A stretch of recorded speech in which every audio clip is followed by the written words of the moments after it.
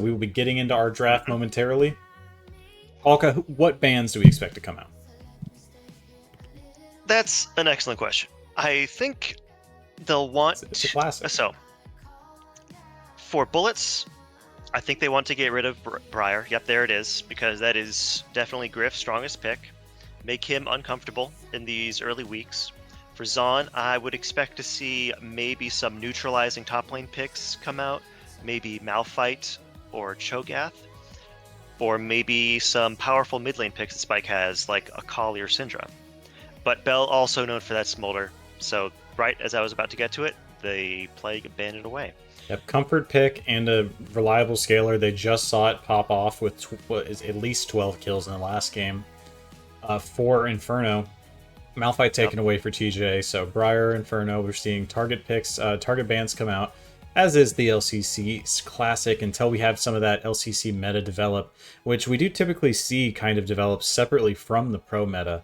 As our champion pools are just a little bit different, and those power picks make themselves known in different ways. Mordekaiser as well showing up, so perhaps taking some notes from the last game, and now Tristana taken away. Yeah. I have a bone to pick with Tristana after that last game. A little upset about that. Understandable. But you won't have to yeah. bear that burden watching it on Yep. screen this game. It has been taken away in the bans. Leona hovered as a takeaway from Jags. Don't know if this will be locked in. Okay, Leona. So I think this is due to the strong... this is due to, I believe, the pro meta. Leona, a very strong roaming support tank. And a Mumu, and immediately lock in for Bombman. Okay. Once again, you know Jags pool better than I do. Does he play a Mumu support? No. I mean, okay, then he could. He won't. Mm-hmm. Okay, all right. So then, pretty sure that's just an Amumu blind pick for Bombman. Ooh, a Thresh Hover taken away. That's also interesting. They did leave it up, and Jags definitely known for his Thresh. Even I know that. So that's a takeaway. McDonald's will be piloting that. Yep. Let's see if they respond to jungle here. Okay, Volibear. This could be the jungle response, but this is also a flex pick to top lane potentially. TJ has played Volibear, but it's a rare happenstance. I would really expect this to go over to Griff. Yep, it's definitely another takeaway pick, though. Frosttide definitely able to play it. Switch over to Nocturne. Picking Nocturne R2 is bold, so I'm very curious to see how the rest of this draft plans out. Nocturne is perennially a bad pick within the LCC, even when he has a win rate that is high outside of our league. And I think that's largely down to the difficulties that present themselves with playing Nocturne in a competitive environment. It's a lot like when you're playing Warwick in a competitive environment, and it's all about those level 6 spikes and trying to make sure that you are using that ultimate, getting value out of it, putting on a cooldown as fast as possible. And I'm gonna watch for Griff. You better get that level 6 as fast as possible if you're gonna bring the Nocturne out on stage. And the Jinx Seraphine hovered over here as the answer for the bullets. Yeah, I do think we'll see both junglers just perma-clear until level 6, because that's basically what they both want to do.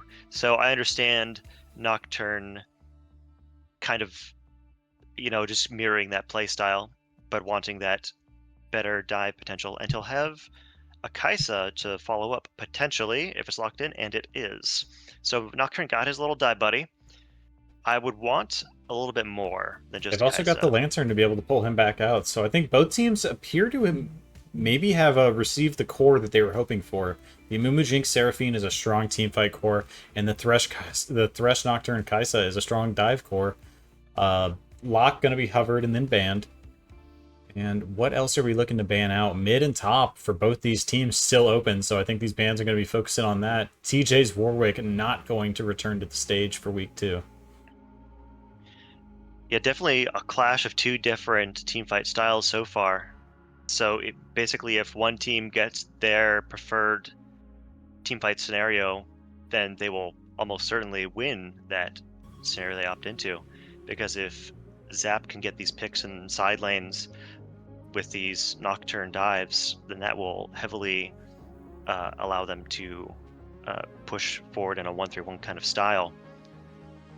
And but Bell So and there's a Fjord Jags on. have there's a lot of opportunity to be able to answer this Nocturne coming in, though.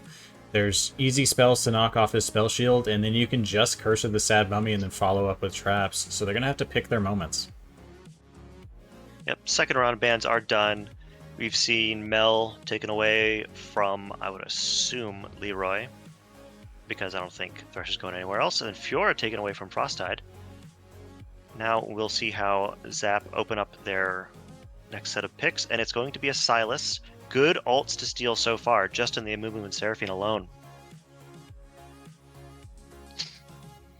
But that's pretty much their mid locked in, so they'll save counter pick for top lane.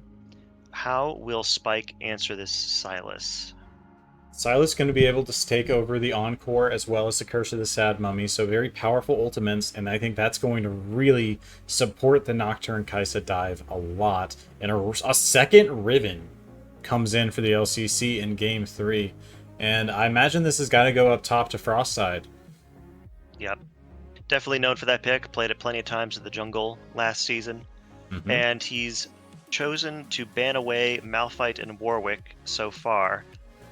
Two picks that I would assume are decent into Riven, so let's see if TJ has anything else. Maybe he'll try to pull a Choffles and answer with a Cho'Gath himself. So going for old reliable, Spike gonna pull out the Akali. I would say he's an Akali main. Akali Syndra, I would expect to be his most played in the mid lane for the LCC. And then yeah, we've seen the manual. Cho'Gath does not counter Riven, but the silence allows you a lot of room to be able to follow up, and the Vorpal spikes can win you trades when you're taking Hail of Blades. But we can see Frostide manage to, if the lane is pulled away, Cho'Gath in the rundown scenario loses pretty hard into Riven, especially if those dodges come out against the Rupture. So TJ going to have to make sure to play that one carefully. We know that he likes to play his lane close to his tower where possible, try to keep himself safe and take safe trades. I'm going to get our prediction going. Let me know your rundown. What are your thoughts here, Polka? So we see two, as you mentioned, two very comfortable picks for Frostide and Spike. They played them a bunch last season, definitely known for them. So I think we're seeing just a resort to comfort to habits to hopefully then allow them to take fights they want to and focus more on the macro state of the game. Because both are, I'm looking at Bullet's squad, and they definitely want to play this early game slow. A lot of them don't come online until level 6. Maybe the Riven could get some shenanigans done early, but that's about it. They definitely don't have to worry too much about jungle pressure from Zaun, because, as I said, Nocturne isn't that effective until he gets his ultimate as well. So I really think Zaun has to be aggressive in their mid and bot lane to try and generate some uncertainty in the Bullets to then turn those into some side lane plays and picks and turn those man advantages into objectives. That's my quick read on what we see here in front of us. I'm excited to see this come down because I think it will be up to a lot of execution. I think the pivot into Silas Cho'Gath to round out the Kaisa Thresh Nocturne core of the composition is really interesting. I think Silas has some great ultimates to be able to steal, and now in addition has that perfect execution option. So it could be quite exciting as we see Akali and Silas both trying to look for perfect execution through these team fights. But the one to keep an eye on, I think, is this Nocturne for Griff. Will he be able to turn the tides on the Nocturne history of pain in the LCC? Are Sexy the only one to ever pick up a win on the pick, I believe. Yeah, the other thing I've noticed is we will probably see constant flip-flopping of side lane matchups, because I'm pretty confident Cho'Gath does not want to lane against Riven post, like we get to late game here, post level 16, when Riven has like 3 or 4 items. I think she just beats up Cho'Gath. In the long lane, there's so much potential for a rundown, and when you have those like really short cooldowns and shields, it's just can be tough. You saw in the last match, or the earlier matchup, that Chopples built a lot of move speed and a proto belt to be able to have a little bit of extra movement options. But it does come down at the end of the day to land in that rupture. Yeah, so I feel like Cho'Gath would want to lane into the Akali, because Akali doesn't have as much. She's an assassin, not really a sustained damage dealer, so she's not going to be able to kill Cho'Gath as easily in a side lane. Plus, Cho'Gath has plenty of AOE that could hit Akali when she's in her shroud, and then Sylas is just going to be able to handle Riven a bit better. I think he's got more mobility to match her. Has a bit of sustain in fights, but I still think Riven does win that 1v1 ultra late. Yep, but I think really Sylas is just able to escape it and negate it better. Yeah, and with the Modern League, we can't look for an early lane swap to be able to get out of these roles. They're going to have to look until after they finish those role quests, or they're just going to hamstring themselves. So Sylas Akali into Cho'Gath Riven, who's going to be the strongest? As always, keep an eye on where these junglers start, but neither of these particularly strong early gankers. Mumu's got the double bandage toss, but it's going to come down to if he can find Cho'Gath, because otherwise I think the Lantern and the Sylas dash should make it pretty safe to be able to get away from him in those early ganks. But we are getting into load screen, and we will soon be getting into our game 1, or excuse me, game 3 of the night. Okay, and so then we have to press fast forward until it catches up, I guess? That is correct. We will just go ahead and hit plus and make sure that we are at live. Turn off chat. Yep. All right. Minions have spawned. Getting my stuff set up here as well. Early wards down onto the Raptors for both squads. Not going to spot each other out in the process, but Leroy and Spike both mirroring each other. Man, I'm still going. I'm still fast forwarding, yeah. So early trades going down.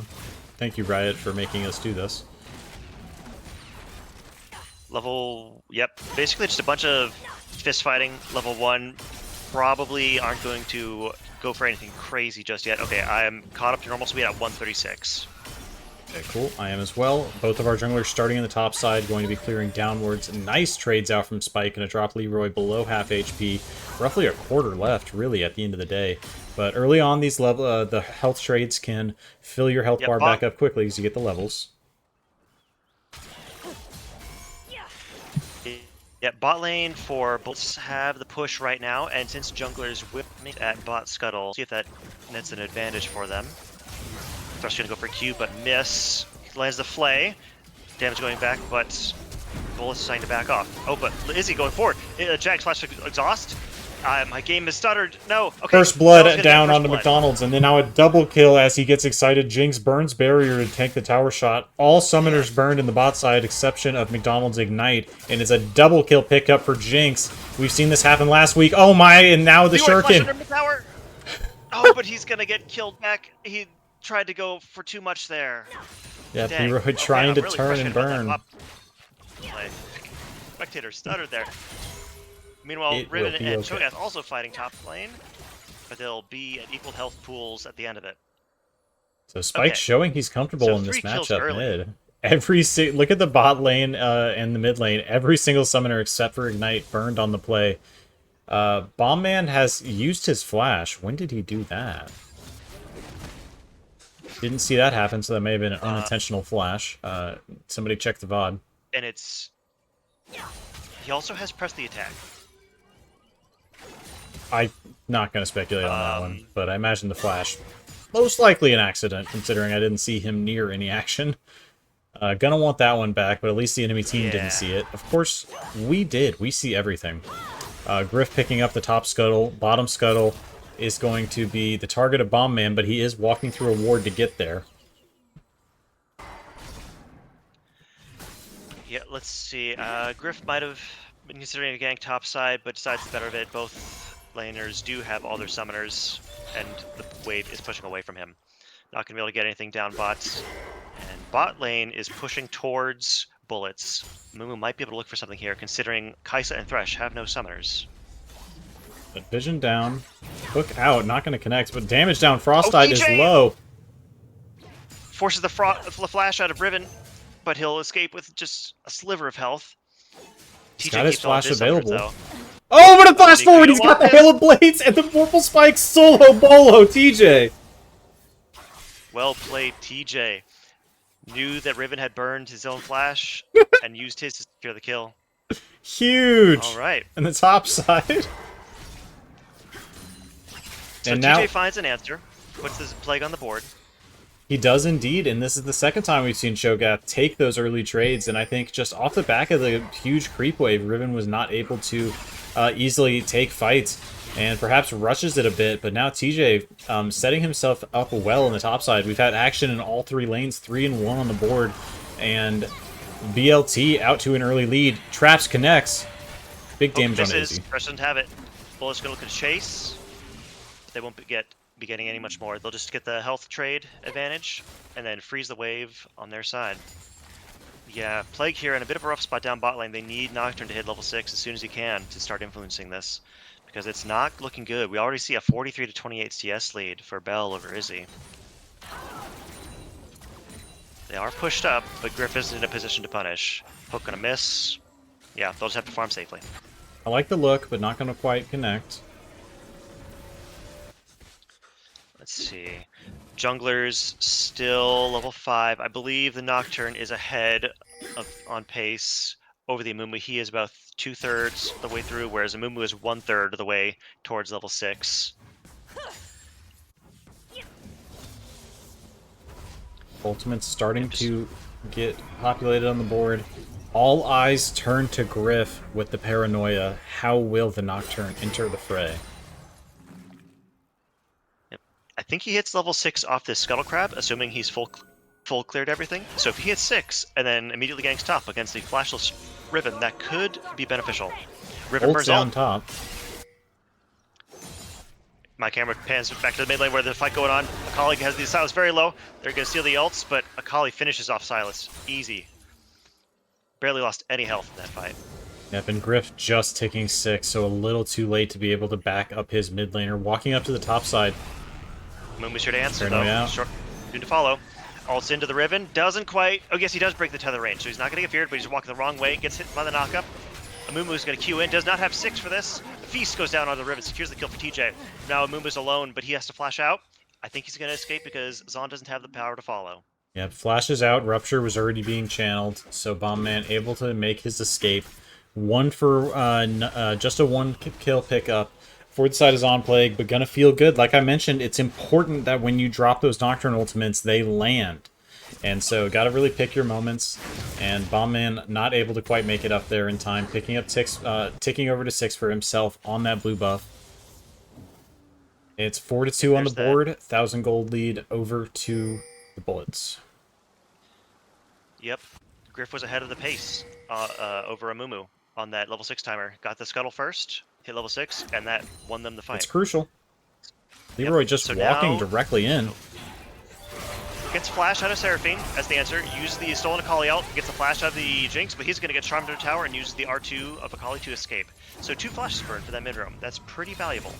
Yep, he picks up the perfect execution with his ultimate steal, walks down bot, just brute forces double flash burn, so that's going to be a nice pickup and could set them up well for a paranoia once that comes back off cooldown in the next minute. Yep, paranoia already 3/4 of the way done. Both objectives are on the map, Grubs and Dragon. We'll see if either team chooses to play for them. Bombman has his Curse of the Sad Mummy, and much like Paranoia, it's a long cooldown that has a big impact. Of course, this one AoE, but it is acceptable in the early game to go for some just some gank pickups with that Curse of the Sad Mummy. Dragon is on the board, and I think both teams are moving over towards it.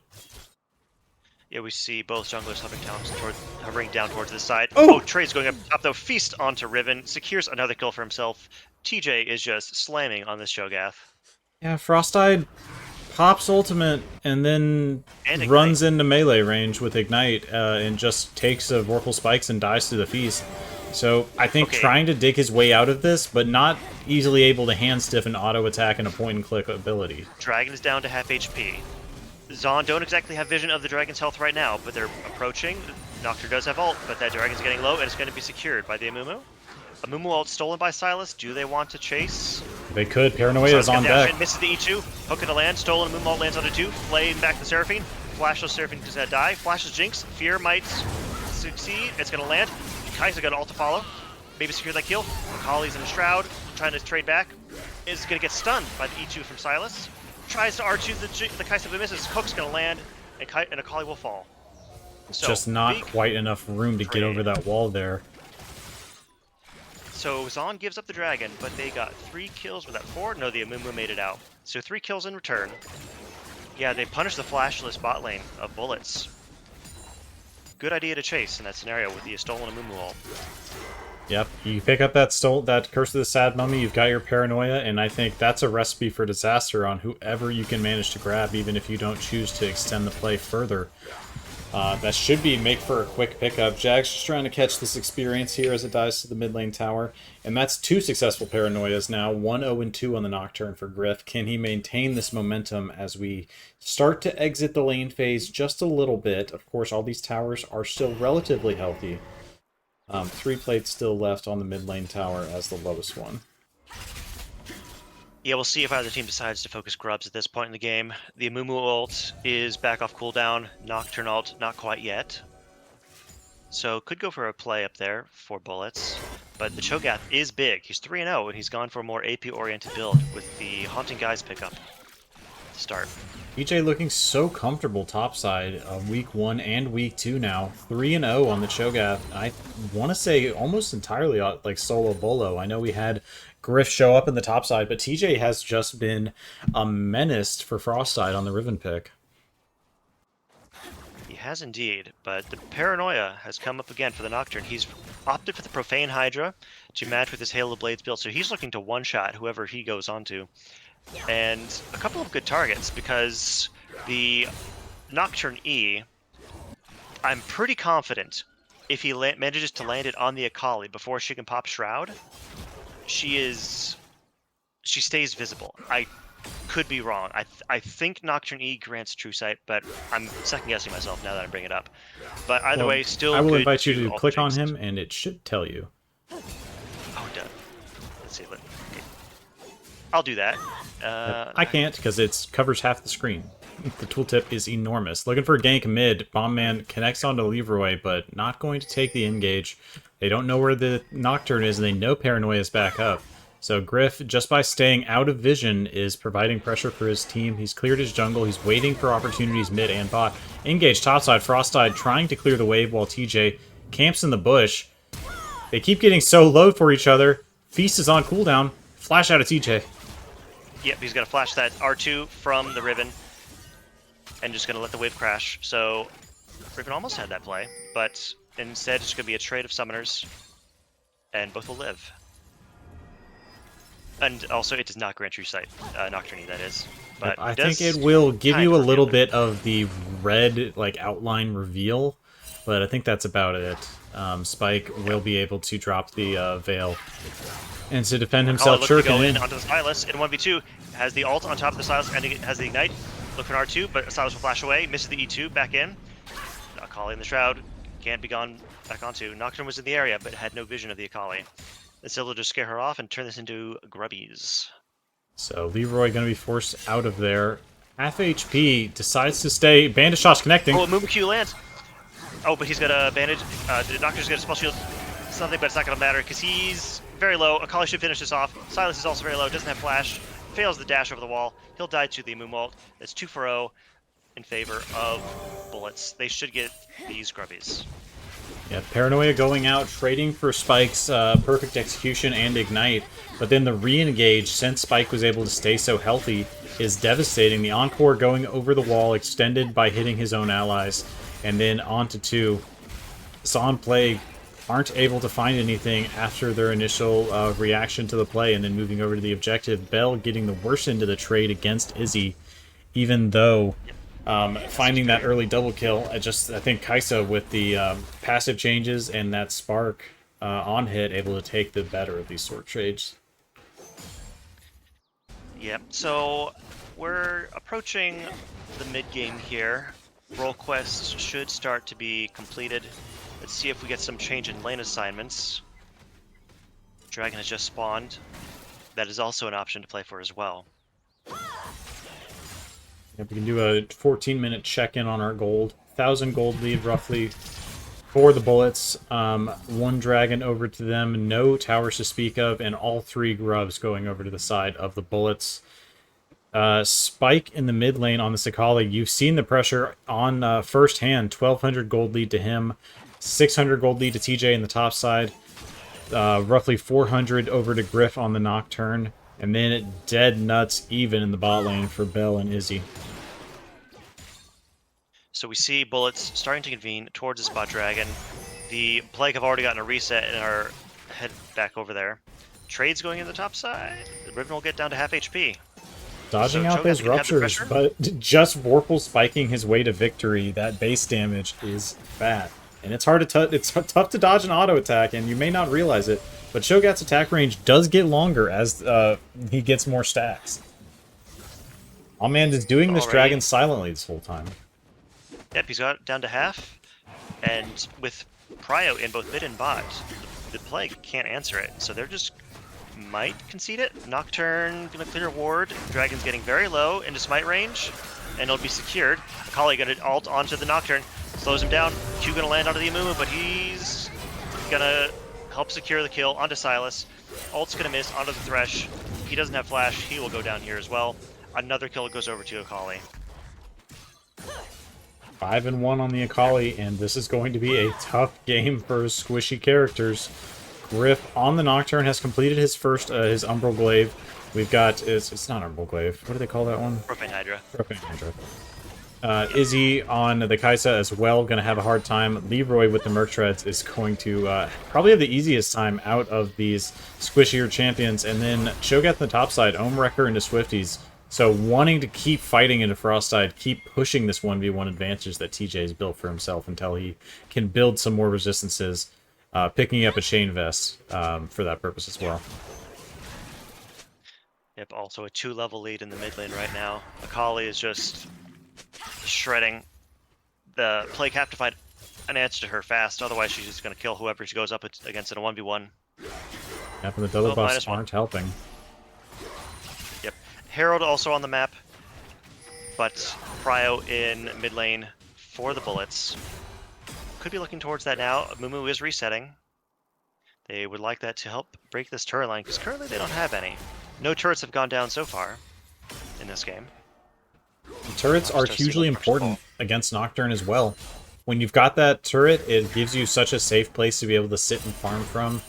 And when it starts to go down, then Nocturne can run you down in these long lanes. That paranoia becomes such a powerful weapon. Ping's down to go in on the bot side. No, just on the way from Jax. He's moving back to reinforce. And we've got our first sign of proxying out of Frostide. We saw it on Singed a couple times. And now moving on to that with Riven. The Swifties out of TJ and the Vorpal Spikes just make it so easy for him at this point to take trades and just win out with only that. Sitting 0-3, building a lot of cooldown reduction. There's Frostide's able to dodge out the skill shots, but just Vorpal Spikes and the stats giving TJ the edge. Well played to get through those early levels and then bring himself to this point as the first tower goes down mid. More gold in Spike's pocket. Yep, that strong lead he developed for himself secures him the first tower of the game. And now they'll turn that into a Rift Herald play. Looks like Zon want to enter. They hit the Squires to reveal some of the wards and the Herald itself. The Jinx is on bot side. This could be a 5v4. But bullets have to be very careful because half HP on the Herald. They do back. They just back away. They know they've got the feast. It's 5-man. They don't need to take this fight. Yep, Bell still pushing bot lane. So I think bullets are content to just play back and forth there. Lookout does not connect. Okay, Cho'Gath's going to go onto the Akali. All lands over the top. Stolen Amumu ult onto 2. Riven's going to get CC down. Amumu ult back in. Ult onto 4. Big damage. Kai'Sa's going to ult in for the kill onto the Riven. Nocturne ulting in as well to secure that. Jinx is still bot lane. She's taken an entire turret. Zon need this Herald and fast if they're going to recover. They know they're 4v5 and they have Bell on the bot side. He fires up Super Mega Death Rocket, but not able to find anything on the play. I'm not sure that they really wanted to force a fight there. They could have chosen to pull back. So I have some question marks there for the Bullets, why they decided to force into a 4v5 when they had Bell farming down bottom on Jinx. Yeah, the Akali almost popped off, but then she Almost. got tagged by just a little bit of the Cho'Gath damage and was unable to approach the fight. But there was a solid Amumu ult. Riven also potentially had an angle, but as soon as you force that Akali out of the fight, the Bullets really don't have any way of turning the tables. And I don't think any summoner spells were burned in that last fight either, outside of the Riven Ignite. So they should have everything up for this dragon in 40 seconds. Second teams. item completion coming through for Griff, so we will get as much paranoia as possible. Going for that ultimate cooldown reduction. And like I said, Frostide had so much ability to be able to dodge out these skill shots. It's just the issue of, do you get in melee range out of ever? Vorpal Spike, Vorpal Spike, Vorpal Spike. Swifties, Rundown, Rupture. Ping's down now, but this could be a pick. The Bullets have bush control. They land a Q onto Thresh, who's going to hook back in return. Nocturne ults in, but is immediately going to get exhausted. Thresh is going to fall as well, and the Akali secures the kill onto the Nocturne. Gets herself a double. That should be Dragon number 3 for the Bullets. Nicely prepared. They're just there in the bush. They've cleared out the vision, and McDonald's is there with a bit of backup, but just not quite enough. And Griff dropping Paranoia and Flash to try to escape. Going to be burned down, and now the Dragon take will bring the Bullets to 3. Oh, TJ's going to try to get another Herald charge in top? Maybe, but that looks like... Just immediately oh, wait, he still recall. will. Oh, never mind. It's not going to charge. Why didn't it charge? I'm so confused. I don't, but it didn't. Right games, everyone. So that is a turret secured for the Zon Plague, but that's board gold onto the Cho'Gath, and Cho'Gath can really only... he can only mark one target. And if you have a Riven and a Mumu diving your backline, and an Akali approaching from another angle, Cho'Gath can only stop one of those. So I would have liked to see that Herald used to break that mid lane outer to unlock this Nocturne a bit more, as you mentioned earlier. Having those towers as a safety zone just stops a lot of what Nocturne likes to do, but here we see TJ. He's finished Dead Man's Blade, and he's got purple spikes to chunk Riven down to half. Riven forced a flash Q3 away. McDonald's and Izzy were on the rotate over, and so it turned out to be the right choice to flash off of that Rupture. Frostide feeling so much pressure out of TJ on this Cho'Gath pick. His signature, they had to expect that he would play Cho'Gath if they go for the Riven, especially after seeing it in action earlier. But finding so much success, well played in the top side of the map for Zon Plague. And here they've set up so much early vision onto this Baron, but it's only 22 minutes in. I don't think anybody's going to be walking over to this Baron, and I do think they just spotted them out with this Vision Ward. Jack's moving over. Yeah. This is greedy. Okay, Akali is pushed The up hook heavily, doesn't but connect. Q is going to miss from Thresh. That is flash burned out of Jags. Akali being chased down by the Cho'Gath. He is very fast for a monster that big. Q is not going to land, but Akali takes the E back in. Ignite down onto the Cho'Gath. Ult swung. Griff's got to turn around. He's got Paranoia, but he abandons his top laner, and he gets burned down by Spike in for the engage. Okay. The Akali is just so far ahead. He instantly pops the Nocturne in return. 2 versus 1. He likes those odds. Yep, you're going to have to bring more, or at least bring it at the same time. It turns into 2 1v1s back-to-back, and Spike walks away victorious. He's getting that reset in, going to walk out to back up his team at this Baron as they started up 4v3. Yeah, that's the jungler and Cho'Gath dead for Plague, so they don't have any way of stealing this outside of a miracle Q over the wall from Silas, but he's channeling a recall. He's not going to go for it. They're going to try to get pushed into mid, but Akali has reset and is back. Doesn't have ult, but has flash, and no Godblade, but gets Q'd. Takes a big chunk of damage. All man on the side. Nice enough. Lands slow. Mimikyu's going to land. Fresh force to flash out. Dodges the slow. TP in from the Cho'Gath right into the middle of 4. Right onto a trap. Silences the Jinx, but it's not going to do anything. Flash Q onto the Seraphine. Seraphine ult stolen by Silas. He's going to hit 2. He hits the Akali. Seraphine is going to go down. Akali gets hit by the Thresh Q. Huge shutdown. Goes over to Silence. Okay. Plague are back in this. 1,090 gold going over to Leroy there with that Akali pickup. 9-2, so only giving up 2 deaths this game, but it's a huge shutdown to give over. only 2,500 gold between the mid laners now, so you can imagine what it was before that pickup. And yeah, 12 and 9 on the scoreboard, only 2,000 gold between the teams, but there are 3 dragons, so that dragon soul in a minute 22 going to be hanging over their head, and Spike will be back up for that one. Make sure to spend your gold so you can bring it to bear, Leroy. Important to note, Akali did keep her flash, whereas Cho'Gath burned his. So for this dragon soul fight, Akali has that extra bit of elusivity, whereas Cho'Gath is going to have a harder time gap closing on an important carry.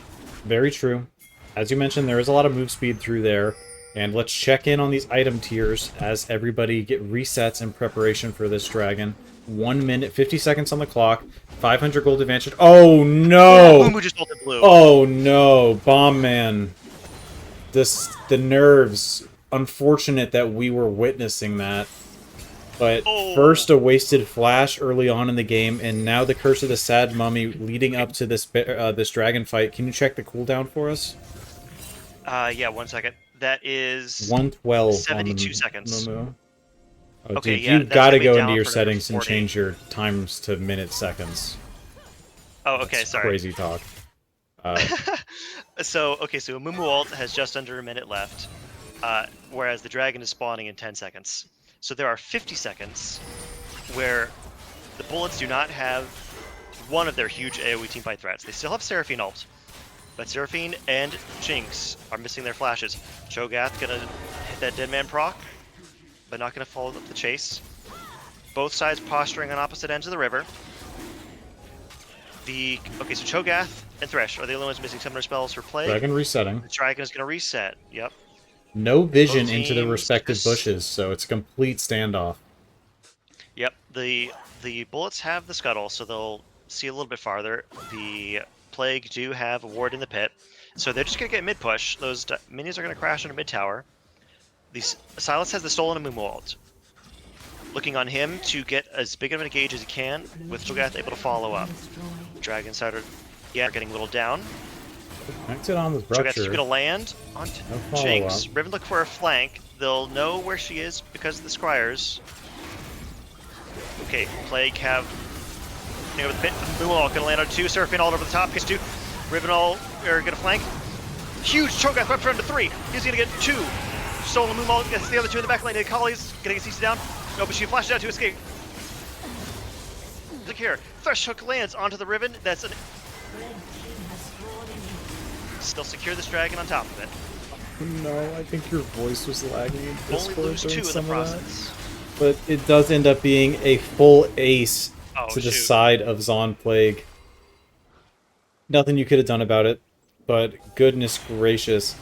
Frostide, the last man standing, but he can just be ignored until the last man standing and then instantly cleaned up by the power members of Zon Plague. There's 11 and 3 for Spike after that last death. He needs a Zonius to come through as they've managed to start being able to deal with him.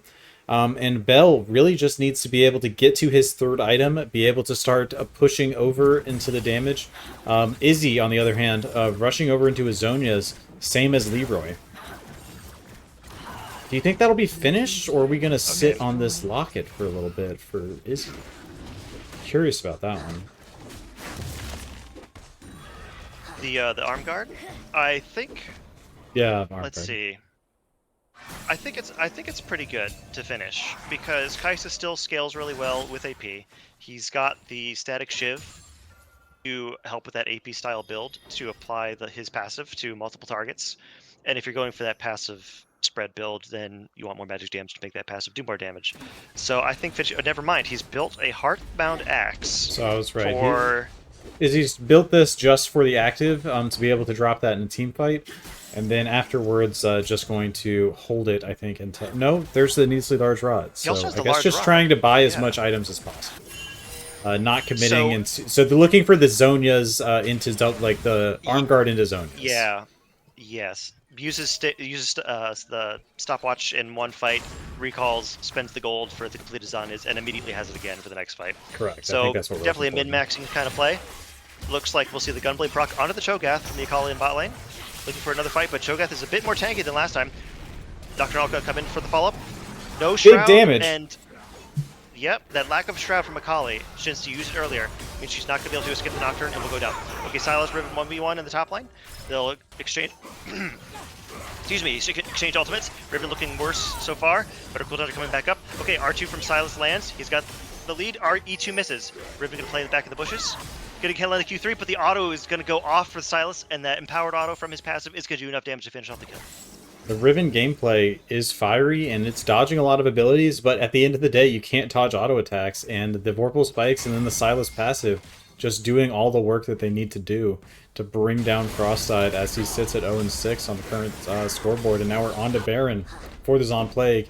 Bomb Man on the bot side addressing TJ, so they know they're safe to do this. Yep, they're going to try to look for a trade in the opposite of the map. Sylas very low, he's going to have to back up. Nocturne is in the pit now. He's going to be able to smite secure that.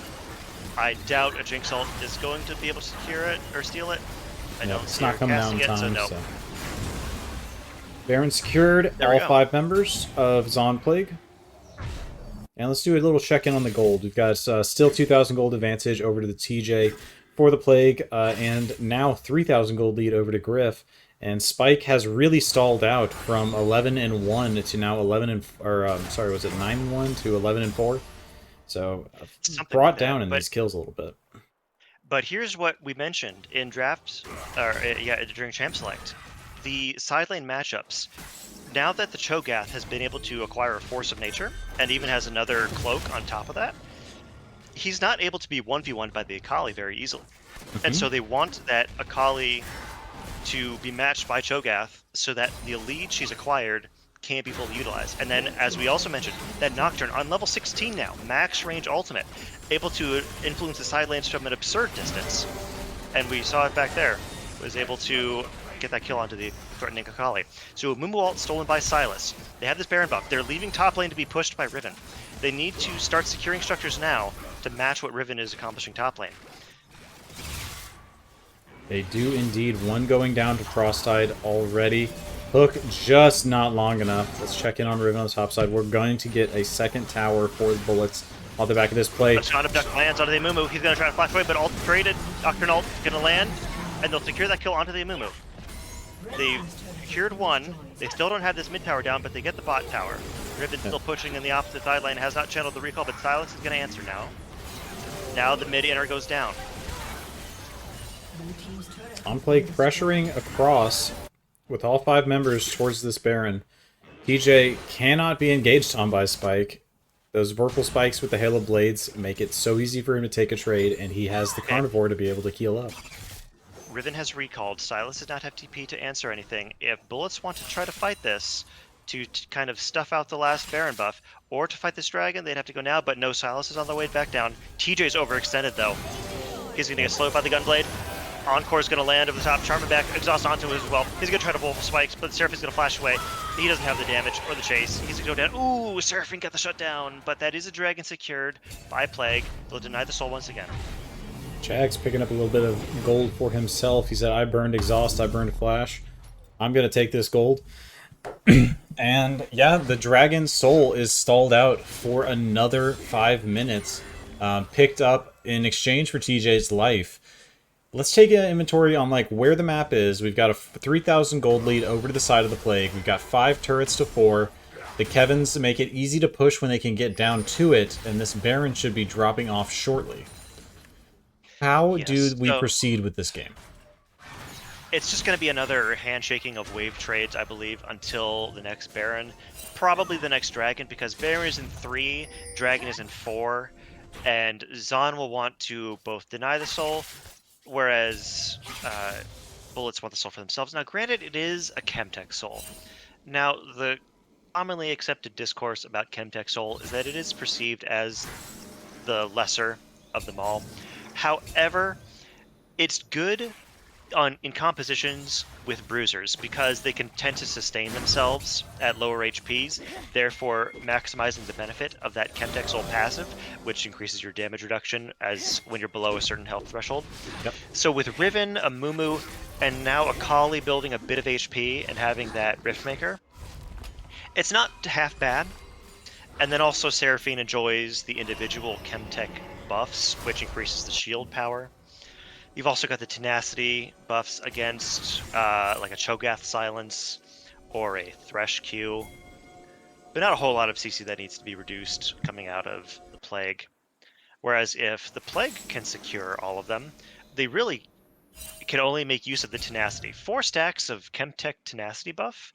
Let's see, each individual one. I don't think I can read it from here, but I think it's something like 6%. Watching out for So if you paranoia got bot side. 4 of those, yeah. I think Riven is at 3 items and a bit has enough cooldown reduction to safely get out of dives. TJ But is if Plague still 2 2 levels draw off. this out, 4 stacks of Chemtech Soul is pretty nice against an Amumu ult and a Seraphine ult, and then like a Riven stunning you as well. It is so nice that to have. AoE teamfight capability of the bullets is reduced with 4 stacks of Chem Soul. One thing I'm eyeballing, and I'm curious to see if it turns out to be a regret for Spike, is he has not gone for a Zhonya's as his next pickup. He's instead going for more damage. It looks like he's going for, Magic Pen Burn. Nope, he's going to pick just straight Leandre's pickup. So trying to be able to lane it to DJ. Into the Cho'Gath some more. Yeah, but I'd argue you might want some magic resist reduction. But here we are. Also fair. Yep, he's only got 1 item slot left. We'll see if he chooses MR or Azanya's. The game might get to that point, who knows? Bomb Man waiting patiently on the side, trying to decide if it's going to be mid or bot for the attention. Okay, so Dragon in a minute 45, Baron's up in 25.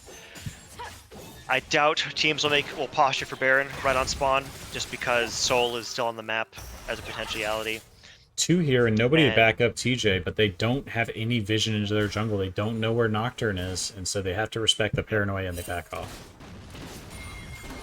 Yeah, honestly, Nocturne could ult from the river if you wanted to. Then we're going to look for a bandage shots on Kaisa, but she's far enough away, she's going to be safe. This game sits on a knife's edge at the moment. We're 36 minutes into the game. People are starting to finish their item builds, and these towers are like paper to these AD carries as we posture for Baron. Yeah, there's going to be vision control around Baron happening.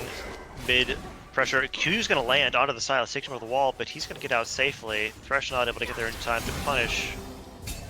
Scuttle will be secured by bullets, so they have persistent top river vision and won't have to worry about the Zon trying to sneak a Baron. And the Dragon in 40. It seems to be what both teams are playing more around. They want that vision around Baron just to make sure no sneaks happen, but they're still worried about that Soul. Yep, TJ's still positioned. He is 1v1ing into Spike, who does not have teleport, and Spike has been playing it patiently towards his tower, not wanting to potentially give up a paranoia gank into Griff. Oh, he's taking a ton of damage. Yep, she's gonna have to reset before this dragon fight. She is way too low to assist with that right now. Mumuku gonna keep looking, but doesn't land any of them. Sa's gonna be able to escape that one. Kali's gonna hit that Squire's reveal where a bunch of the Plague are. Thresh gonna look for a cure of the wall, maybe? No, but he's gonna be a little bit too isolated to go for that. Cho'Gath has gone for a reset. The healing orbs have healed Kaisa just a little bit, but she's still not full HP. She could definitely get bursted down in this team fight, which would be a huge hindrance for Zon trying to win any fight that breaks around this dragon. And there will be one, that's for sure. The Kaisa poke isn't too strong. She's gone for more of the on-hit build. She does have that Zanya's building in the back pocket, but she hasn't gone full AP. Watching Nocturne on the side for that paranoia. Frostside's trying to create pressure on the side, just stress out the enemy team. But TJ's able to absorb most of this poke. You're going to be going for a plant, but it could be bait. Neither team interested in this dragon until this fight is resolved, and we have quite the standoff. Yeah, Cho'Gath is definitely posturing very aggressively. Does land the Rupture onto the Amun, but it's not who you really want. He's down to half HP. Gets rooted by the Seraphine. Seraphine gets hooked by Thresh. Kali's going to go in on the backline. Amumu ult's going to stun 2. Nocturne diving in top of the Jinx. Sally's going to Zanya's. Everyone's Zanya's. Akali's going to execute the Nocturne for 1. Cho'Gath gets the kill onto the AD carry. Nico's knocked out of the back of the fight. Kaisa is still alive for the Plague, but Silas is low, and the jungler's alive for the bullets. They should secure this Soul. Yeah, both teams know that they can't take this dragon. They don't want to try to flip this dragon. Soul for either one of them. They commit fully to the fight. Griff looks for the paranoia, but not able to find a pickup. Bell dies, but of course we know that most of the gold is down onto Spike with this Akali. and they're able to clean up the play. Yeah, with Nocturne building full lethality, that ultimate is a one-way trip against an Akali that strong. Ends up getting that kill secured onto the Jinx. Bless you. Ends up securing that kill onto the Jinx, but the Akali is the main threat in these fights. Just, yes, equal items with both bullet carries, but the Akali is the one that can just murder your entire team. And I do think it is a factor of just the Bullets' team composition is easier to execute in those situations. Zonplague are looking for an opening to try to set up for Nocturne to find a pick, to be able to snowball their fight, but they can't find any opening. TJ is getting peppered down. He's losing HP. He's quite tanky, so he's able to take that damage. But then there's just no way to be able to soften them up and make sure that Griff is able to find impact with the Paranoia. And it's just a Seraphine Encore over the top, and Bullets stand strong and just fire wildly into the enemy until they fall.